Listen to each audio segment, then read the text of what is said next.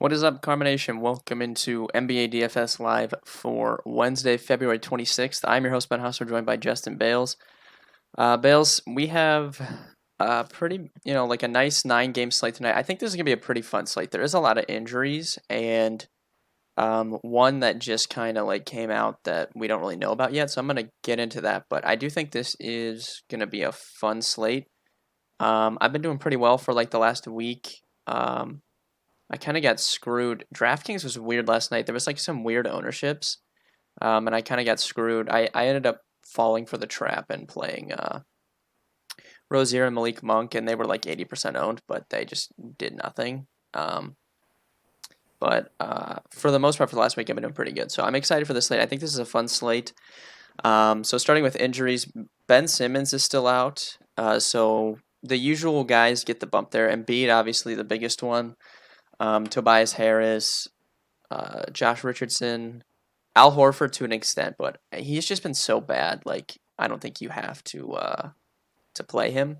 And then Shake Milton, I don't really know what's going on with him, but he played pretty well in that last game. Started for Simmons. If he's starting again, obviously, I think you could look at him in GPPs.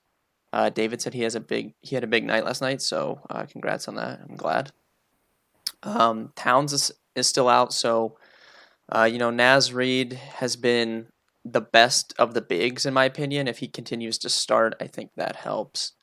Um, I don't know, but people are not going to play him because 2 games ago he was chalk and he got in foul trouble and just kind of had an average game.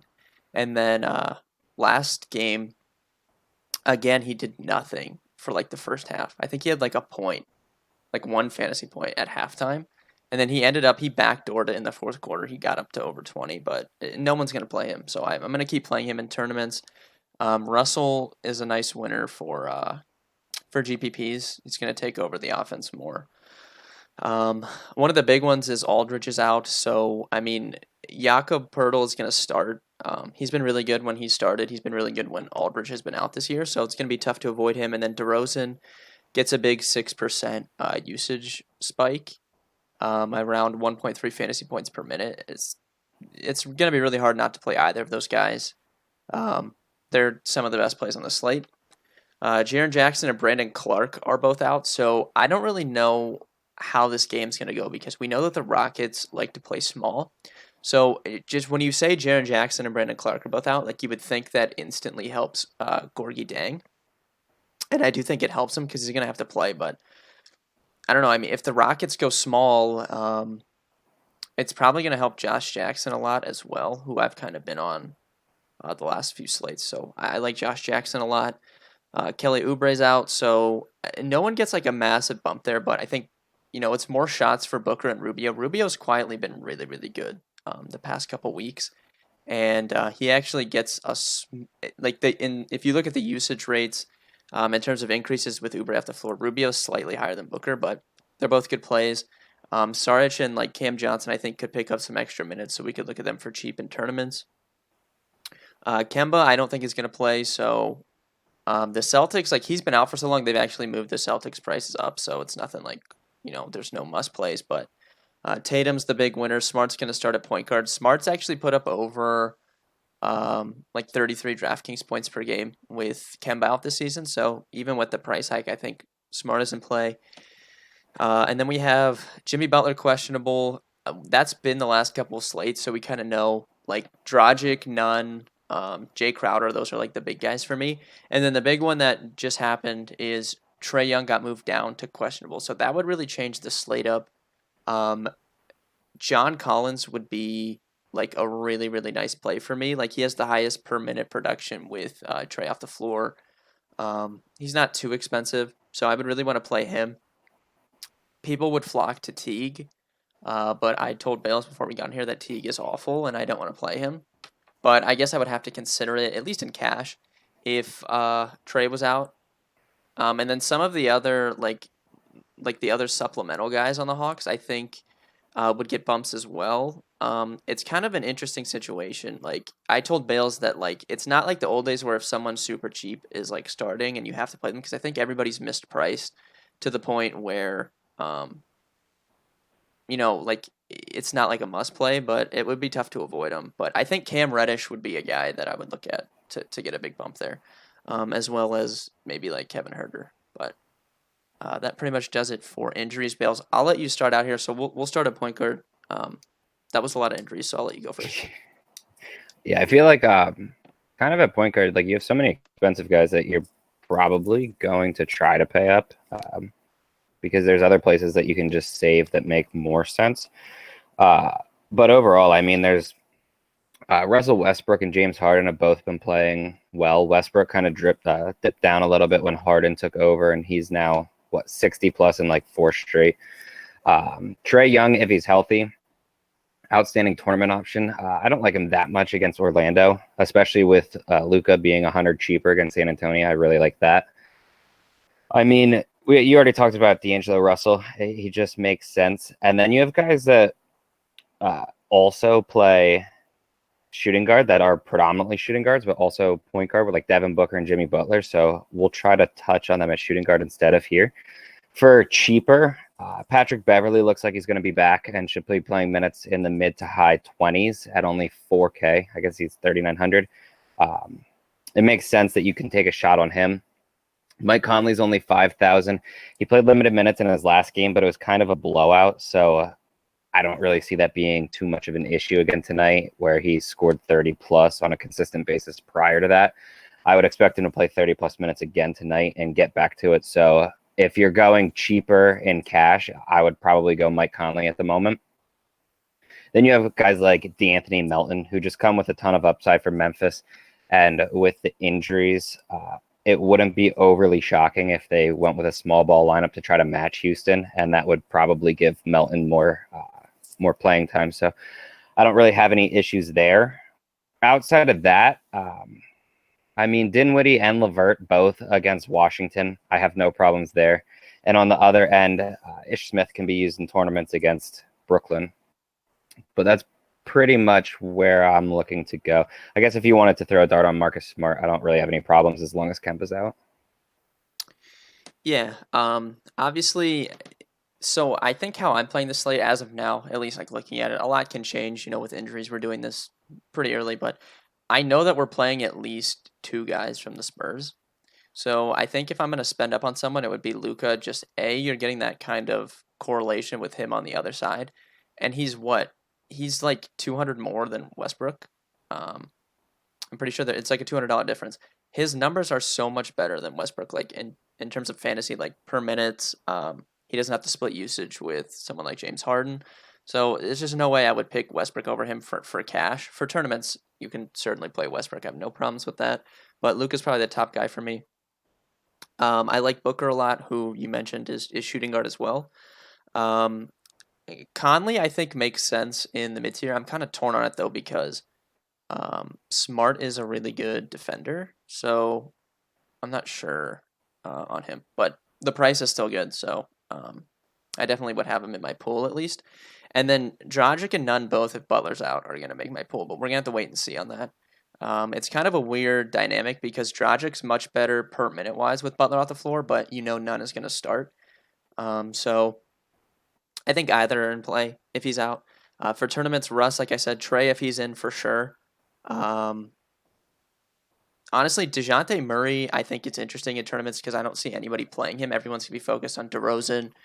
He's still over 1.1 points per minute with Aldridge off the floor, so I wouldn't mind him. Rubio, I really like Rubio. He's been playing really well. Most people will look at Booker, given Booker's under 8K. So I like Rubio, and then any of the Atlanta guys can move into the cash game conversation if Trae gets ruled out. We'll just have to wait and see on that. Shooting guard, I'll let you start here as well. I feel like shooting guard is going to come down to one of 3 guys for me, and that's basically it. DeMar DeRozan, who's my most likely playing cash, and then Jimmy Butler and Devin Booker. I mean, if Jimmy Butler is playing against Minnesota, I don't really like the revenge narrative. But Jimmy Butler is just an emotional guy, and I feel like he can hold a grudge. So I don't really have any issues with him at 8,200. Devin Booker at 79, I have no problems with. Outside of that, you have like James Harden, obviously. I feel like we don't even need to go over him at this point, but James Harden can be used. Eric Gordon is questionable tonight. If he's starting, or I guess if he's playing, I don't have any issues with him at 4,100. I feel like you can even go there in cash if you really want to. I just don't think you're going to have to. Mikal Bridges is only 44. He's probably going to play minutes in the mid to high 30s with Oubre out. I don't really like him that much as a fantasy player. He doesn't really do that much on the court, but he is super cheap, and it's just a way to lock in a ton of minutes. Other cheap guys like Dylan Brooks, at some point in time, he's going to bust out of the shooting slump, and the matchup against Houston's fine. I have no issues there. Bryn Forbes is only 3,400. He should see solid minutes. He generally does. And Josh Richardson is only 5,200 against Cleveland. That's another solid tournament option with Ben Simmons out. I mean, outside of that, it's kind of tough because there's guys that you would just like throw a dart on, like Kevin Huerter, Evan Fournier, Malik Beasley, Jaylen Brown, all make sense. I just don't think that they're nearly to the point of like DeRozan, Butler, or Booker, which is really where I'm going to focus on a shooting guard, I think. Yeah, I agree with that. I think for me, for cash, it's DeRozan, who you can also use at small forward. He's 100% going in my cash lineup, so like it's just picking which spot I want to use him at. And then you have Booker and Josh Richardson. Those are guys I would consider for cash. Harden, top tournament play for sure. At this position, I like Bradley Beal a lot. Um, in that matchup, I kind of like that game a lot. For like a game stack. So I like Beal a lot, and it's just hard to argue what he's been doing recently in terms of, I mean, drop 50 back-to-back games. So I really like him. Any of the Atlanta guys, we'll have to wait and see on Trey, but Herder, I think for sure is in play. Marcus Smart, I think is in play. Like I said, he's been really good with Kemba out, so that's probably the guys I would focus on. Small forward, I think, is a lot of the guys that we've already mentioned, like DeRozan, Karis LeVert, who you mentioned. Karis LeVert's one of my favorite plays on the site. He's been playing really well. I love the matchup against Washington for him. And then Tobias Harris. Tobias Harris was really low owned a couple nights ago. I thought he was going to be chalk. But I don't know. It just seems like people don't want to play him. He doesn't have super high upside, but he feels pretty good in terms of getting you like 35 points at least with Simmons out. So I like him a lot. Like those are guys I'd focus on in cash. Either of the Atlanta guys, if Trey's out, I think you could throw in there Herder or Cam Reddish. I like Kawhi in tournaments, but there's no way I would play Kawhi over someone like Russ or Doncic. And then you have like Fournier, I think is interesting just given the matchup against Atlanta. And another guy I would throw in is Rudy Gay, who should see a lot of minutes with Aldridge out. And I don't think he's going to get a ton of ownership. So that could be an interesting way to get some leverage in tournaments. Yeah, I have no issues there. I would say Robert Covington at 6,200 makes sense against Memphis. You can take your shots on. Well, I like Josh Jackson at 4,500. I do feel like you can probably use him in cash too. I haven't really made my decision on that yet, but I at this point I am leading yes cash. 100 more expensive than him. Taurean Prince. He's just a player that plays well in fast-paced matchups. So I do like him against Washington. Jason Tatum, I feel like you probably have him at power forward if you haven't set him. But Tatum's just an elite option. He's been playing out of his mind, and with Walker still out, it just makes a lot of sense to get him into your lineups tonight. Outside of that, I feel like you pretty much wrapped up small forward pretty well. Yeah. Power forward, I think, is interesting. It's really like a big three for me. You have Tatum, who you just mentioned. I mean, I don't know how we can argue like what he's been doing. He's been playing really well, and we know that he's going to dominate the offense with Kemba out. I'm shocked at how many people like on Twitter, like when I'm just like scanning like NBA Twitter, not even DFS Twitter, but just NBA Twitter, like he is underrated. Oh yeah, people don't even think he's that good. Like it's Yeah, weird. it's insane to me. It's insane. But yeah, he's a really good play tonight. John Collins, if Trey's out, is right there with him. And then honestly, I would throw Julius Randle in there just because Charlotte has been so bad against big men. We saw what like Turner and Sabonis did against him last night. Like Julius Randle could have a really big game tonight, so I would throw him in there. I don't mind Covington at his price either. And then in tournaments, Horford, I think obviously. Dario Saric, who I mentioned with Ubre out, could pick up some extra minutes, and then Trey Lyles I think is interesting because most people are just going to play DeRozan and Pirtle, so they're not really going to look at the other Spurs guys. Yeah, I actually think Trey Lyles probably gets minutes over Rudy Gay personally. So I really like Lyles at only 3,800. You pretty much outlined it. I guess you could add like Cody Zeller. He comes with plenty of upside. Mo Harkless is only 3,200. He should get solid minutes. And then PJ Washington, who absolutely screwed us last night, but should see 30 plus in what I would assume is a closer game than that one was. I mean, that So, game probably would have been closer if Rozier or like anybody else could make a shot on the team. yeah. I mean, it was pathetic. So I mean, if Washington gets back to 30 plus minutes tonight, which I would assume that he does, he's still too cheap, even though he's coming off of just a terrible game. Yeah. I don't. I think the slate's gonna be fun. Like, I don't really see Randall picking up a ton of ownership. Do you? No, no way. Everyone's gonna go Tatum. Yeah. So I think like that's one spot for sure. I'm looking at for tournaments. I think could be really good. We'll close up at center here. Uh, there's three really strong center plays. One is obviously Pirtle with the value. DraftKings, you're locking him in because you can play multiple centers anyways. FanDuel, you're probably playing him too, but it's more of a conversation on FanDuel because you can only play one. And I think it gives you more incentive to spend up in tournaments if people are going to play him in cash games. So I think he is one. Embiid, obviously, against the Cavs with Simmons out. That's fairly obvious. And then Bam, if Butler's out, people are, I don't think going to play him with Embiid and Pirtle there. But I mean, his numbers with Butler out are so good. He had that really big game against the Cavs the other night, so I like him a lot. And then there's just a slew of like tournament options, man. Like Ayton, Vooch, Jarrett Allen. I think all those guys are in play. Honestly, Mitchell Robinson is not going to get any ownership at all, but fitting with that big men against Charlotte, I think he's in play. And I mean, one of his strengths is blocking shots. What Miles Turner had, like 3 or 4 blocks in the first quarter last night. Like, I certainly think Robinson could pay off his price tag. Yeah, I have no issues with that. I'll add Gorgie Dang. I actually like Dang. I think he's a Yeah, very yeah, solid Dang player. too. I forgot to mention him, and then Josh Jackson at the forwards as well, who I forgot to mention. Outside of that, I mean, honestly, I think you pretty much outlined everyone that I wanted to go over. Porzingis, like if you want to take your shot, I don't really think Poeltl's going to be able to stop him. And like if you just want a cheap guy that's going to play minutes, PJ Tucker. But with this many good center options, it's really difficult to even want to play PJ Tucker.